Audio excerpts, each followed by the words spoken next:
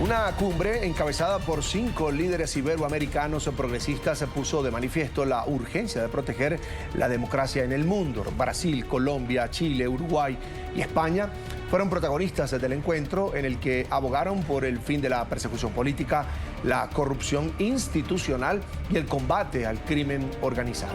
Sin embargo, en Brasil hay acusaciones sobre persecución a la dirigencia opositora. Los escándalos sobre corrupción han sido una constante en el gobierno de Pedro Sánchez. En Chile, el traslado de droga posiblemente vinculada al Tren de Aragua en aviones institucionales han sacudido los últimos meses de gobierno de Gabriel Boric. Y en Colombia han advertido de un aumento de la violencia política en medio de discursos considerados autoritarios del presidente Gustavo Petro. Bajo el lema Democracia Siempre, 5 presidentes de Iberoamérica se dieron cita en Chile para abordar las amenazas a la democracia. El anfitrión Gabriel Boric, Luis Ignacio Lula da Silva de Brasil, Gustavo Petro de Colombia, Yamandu Orsi de Uruguay y el presidente del gobierno español, Pedro Sánchez. En su discurso inicial, Boric dijo que la democracia está amenazada por factores como la corrupción, una afirmación que hizo en medio de la polémica que enfrenta su gobierno luego que se detectara un intento de traslado de droga previo a un vuelo institucional de la Fuerza Aérea de Chile y que fue descubierto gracias al fortalecimiento de los controles preventivos y los protocolos internos de seguridad. Hoy, en muchas partes del mundo, la democracia está amenazada. Y esa amenaza no se reduce solamente a fuerza militar, como sucedió en América Latina durante la segunda mitad del siglo XX, sino que hay elementos más sutiles que atentan contra ella y que terminan naturalizándose. La desinformación, el extremismo de cualquier signo, el avance del odio, la corrupción, la concentración del poder y una desigualdad que socava la confianza en lo público y el Estado de Derecho. Boric también mencionó al crimen organizado como factor de amenaza no solo a la democracia, sino a la seguridad de la región. A ello se suma, y es importante y será parte de nuestro debate, la expansión del crimen organizado donde el Estado es débil, que captura territorios, que corroe legitimidad de las instituciones y pone en jaque la capacidad del Estado para garantizar seguridad con derechos. Al crimen organizado no le tenemos que dar ningún espacio. La cita en Santiago coincide con la decisión del presidente de Estados Unidos, Donald Trump, de imponer unilateralmente aranceles a la mayoría de los países, además de la tensión directa entre Washington y Brasilia, luego de que el republicano amenazara con aranceles del 50% para salir en defensa del exmandatario brasileño Jair Bolsonaro, de quien afirma es un perseguido político del actual gobierno. Una medida que el presidente Luis Ignacio Lula da Silva calificó como un chantaje inaceptable. Además, con los reiterados discursos autoritarios del presidente de Colombia, Gustavo Petro, y los escándalos de corrupción que enfrenta el presidente del gobierno español, Pedro Sánchez, y quien recientemente tuvo que admitir que dentro de su partido, el PSOE, había casos de corrupción. Boric explicó que durante la reunión se harán propuestas en 3 ejes. Acá quiero decir también a quienes critican este encuentro que nunca es un mal momento para fortalecer la democracia, para reafirmar nuestras convicciones sobre el multilateralismo y el respeto irrestricto a los derechos humanos siempre. Hoy presentaremos propuestas en 3 ejes: cómo fortalecer nuestras democracias y el multilateralismo; segundo, cómo enfrentar de manera decidida la desinformación y el uso malicioso de las tecnologías sin caer, por cierto, en la censura; y tercero, cómo combatir la desigualdad y los extremismos que tantas veces se alimentan mutuamente. Luego de la reunión en el Palacio Presidencial, los 5 gobernantes almorzarán con diversas personalidades como el Premio Nobel de Economía Joseph Stiglitz y la filósofa estadounidense Susan Neiman y la expresidente de Chile, Michelle Bachelet. La jornada terminará con un encuentro con organizaciones sociales y ciudadanas. Según el índice de democracia global de The Economist, solo 24 países se fueron considerados democracias plenas, lo que equivale al 8% de la población mundial. En esta categoría sobresalen 2 naciones latinoamericanas, Uruguay y Costa Rica. Los otros 3 países participantes en la reunión hacen parte, según The Economist, de las democracias defectuosas. Es decir, ocupan los puestos más bajos de calificación en criterios como el proceso electoral, pluralismo, las libertades civiles, el funcionamiento del gobierno, la participación política y la cultura política. Esta tarde, los 5 presidentes iberoamericanos se reunirán con representantes de la sociedad civil chilena. Con ellos abordarán propuestas para fortalecer la democracia, entre las que se cuentan la reducción de las brechas sociales y el combate a la desinformación en medio del auge de la inteligencia artificial, utilizada en algunos casos para manipular las noticias y los contextos. El encuentro tendrá lugar en el Centro Cultural Matucana 100. El grupo musical Inti Illimani, clave en la lucha por la democracia en Chile, durante la dictadura de Augusto Pinochet, interpretarán algunas canciones durante el debate.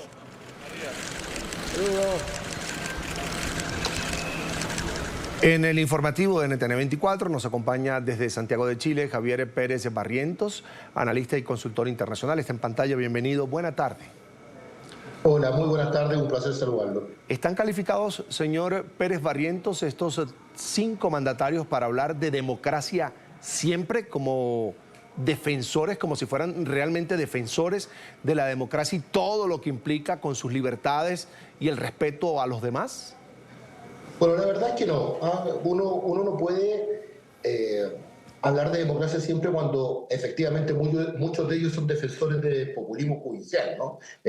Uno ve especialmente la situación que está atravesando Lula da Silva, lo que está atravesando Gustavo Petro, la situación de corrupción que está atravesando Pedro Sánchez.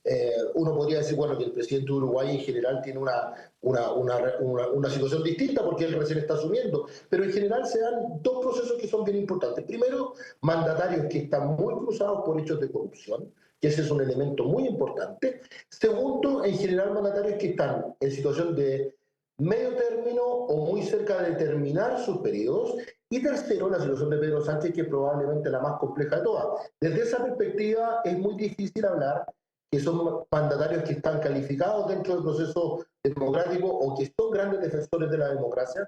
En la situación de Gustavo Petro, para qué decirla, quizás la más complicada, un presidente que ha tenido 123 ministros en el periodo presidencial que lleva a cargo de Colombia. Por lo tanto, uno dice aquí no hay una defensa genuina de la democracia, sino que es un grupo progresista de presidentes de Hispanoamérica que hoy día están tratando de dar una señal geopolítica, especialmente a Estados Unidos y al gobierno de Donald Trump.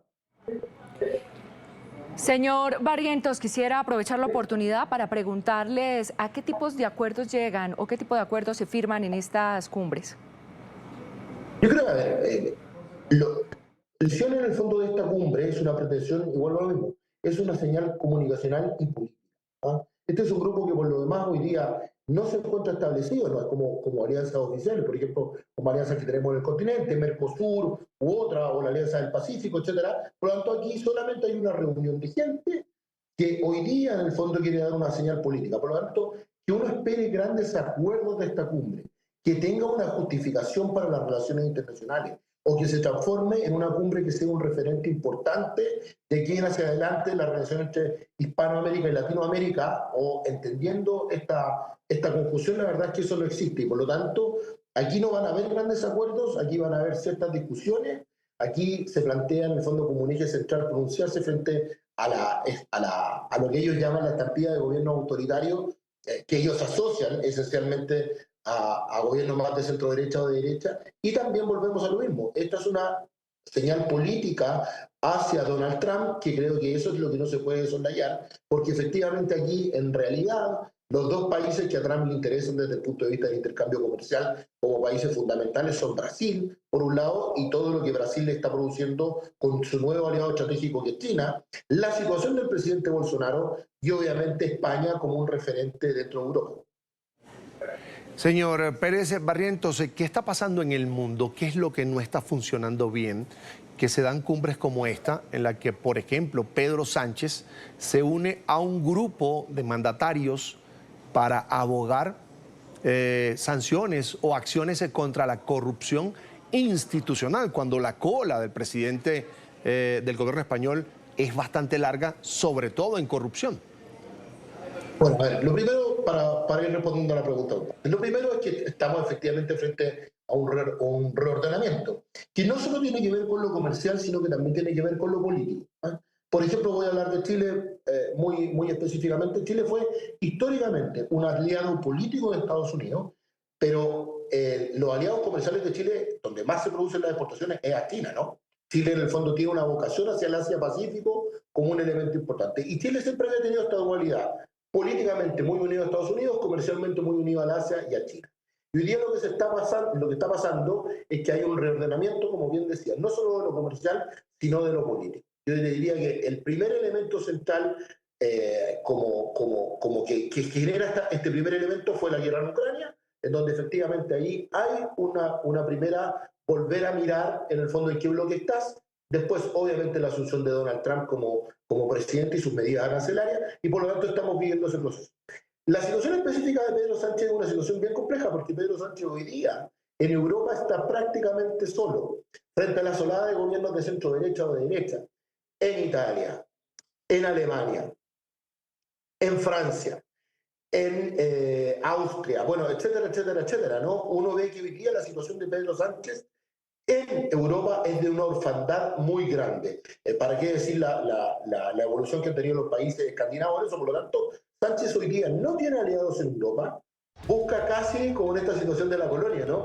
Busca a sus antiguos aliados que están en Hispanoamérica y por lo tanto hoy día la situación de Sánchez es compleja. Primero por lo que tú bien planteabas y que yo decía hace algún tiempo, la situación de corrupción y el halo de corrupción que está en su gobierno, pero también hoy día tiene una orfandad política brutal dentro de Europa y por lo tanto viene a buscar aliados históricos que tuvo España durante por lo menos 3 o 4 siglos, ¿no?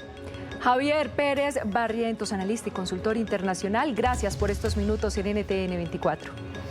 Muchas gracias a ustedes por la invitación.